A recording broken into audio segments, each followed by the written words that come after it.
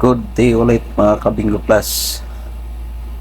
Meron tayong pampitong tip sa withdrawal natin sa Bingo Plus.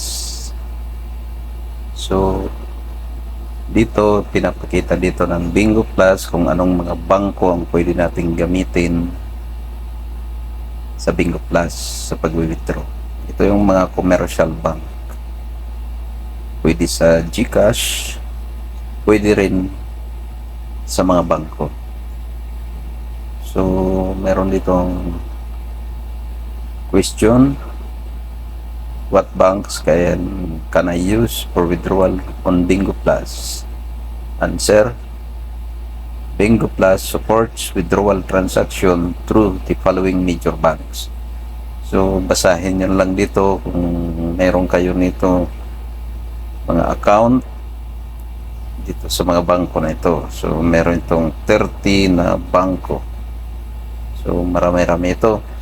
Doon sa nauna kong video, mayroon doon pwede nating i-link na bank account.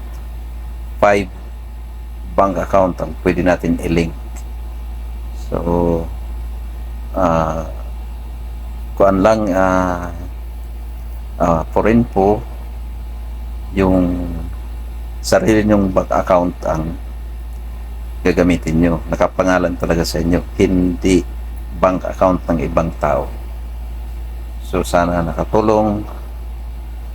Paki-like, paki-share na rin para malaman ng ibang Bingo Plus player. Thank you.